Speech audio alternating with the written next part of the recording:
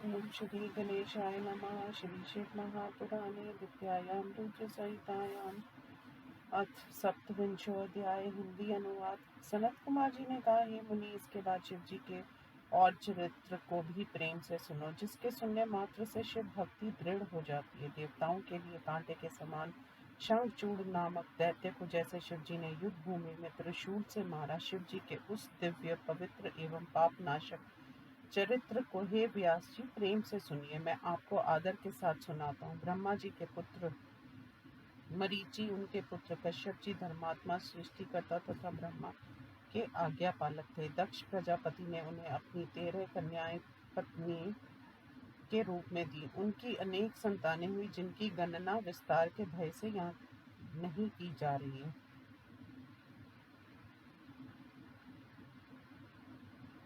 जिनसे चर अचर संपूर्ण संसार पैदा हुआ, देवता उत्पन्न हुए, उसका विस्तार पूर्वक वर्णन तीन लोक में कौन कर सकता है। शिव जी की लीला से युक्त प्रस्तुत कथानक को सुनो। वे भक्ति को बढ़ाने वाला है, उसी को मैं कहता हूँ। उस कश्यप की स्त्रियों में दनु नाम की एक सुंदरी, सुशीला तथा पति के सौभाग्य से संपन्न थी। उस दनु के अनेक बलवान पुत्र थे। हे मुनि, उनके नाम विस्तार के भय से नहीं कहे जा रहे हैं। उनमें एक विप्रचिति नामक उसका पुत्र महाबली, पराक्रमी, विष्णु भक्त तथा जितेंद्रिय था।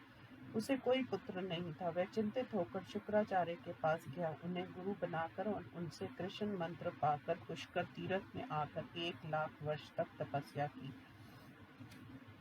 आसन लगाकर कृष्ण मंत्र का जप करने लगा। तप करते हुए उसके सिर से एक असह्य तेज निकलकर चारों ओर फैल गया। उस तेज से संतप्त होकर सभी देवता, मुनि, मनु, इंद्र को आगे करके ब्रह्मा जी की शरण में आए। सभी संपत्तियों के दाता ब्रह्मा जी को प्रणाम कर और उनकी स्तुति करके व्याकुल होकर विशेष रूप से अपने समाचार को कहने लगे।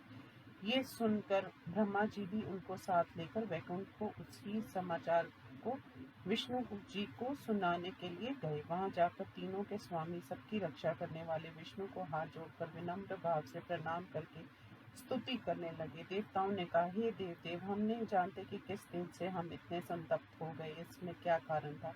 हे दीन बंधु रामानाथ, आप अपने दुखी सेवकों के रक्षक हैं। हम आपकी शरण आए हैं, हमारी रक्षा कीजिए। सनत कुमार जी ने कहा, ब्रह्मा आदि देवताओं की इस बात को सुनकर शरणागत वत्सल विष्णु जी हंसकर कहने लगे। विष्णु जी ने कहा, हे देवताओं, आप लोग स्वस्थ तथा शांत हो जाइए, डरिए मत। यह प्रलय काल है, किसी प्रकार के उपद्रव नहीं होंगे। मेरा भक्त दम्भ नामक दैत्य पुत्र प्राप्ति के लिए तपस्या कर रहा है, उसे मैं वरदान देकर शांत कर दूंगा। सनत कुमार जी ने कहा, हे मुनि, विष्णु जी के ऐसा कहने पर सभी देवता धैर्य धारण कर स्वस्थ चित्त होकर अपने अपने धाम को चले गए। विष्णु जी भी वर देने के लिए पुष्कर क्षेत्र में आए, जहाँ दम दानव तप कर रहा था। वहां जाकर उसे सांत्वना देते हुए उन्होंने मधुर वाणी से अपने भक्त से, जो उनके नाम का जप कर रहा था, वर मांगोगा। विष्णु के इस वचन को सुनकर उन्हें सामने खड़े हुए देखकर भक्ति पूर्वक बार बार प्रणाम कर स्तुति करने लगा। दम ने कहा, हे देव पुंडरीकाक्ष, रमानाथ, त्रिलोकेश, मेरे ऊपर कृपा कीजिए, आपको नमस्कार है। अपने भक्त को एक ऐसा पुत्र दीजिए जो महाबली, पराक्रमी, तीनों लोकों को जीतने वाला और जिस वीर को देवता भी पराजित ना कर सकें।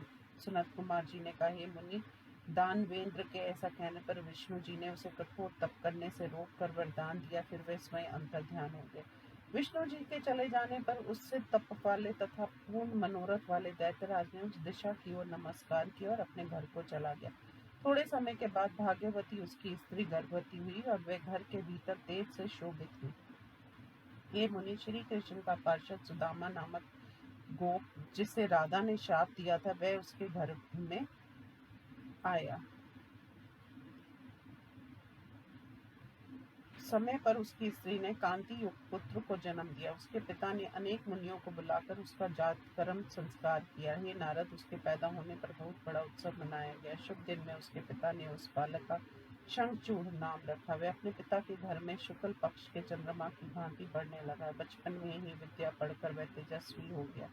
वह अपनी बाल क्रीड़ा से माता पिता को प्रसन्न करता था। वह विशेष करके अपने परिजनों का प्रेम पात्र होता गया। इस प्रकार श्री शिव महापुराण में शंखचूड़ोत्पत्ति वर्णन नामक 27वां अध्याय समाप्त। ओम नमः शिवाय, ओम नमः शिवाय, ओम नमः शिवाय।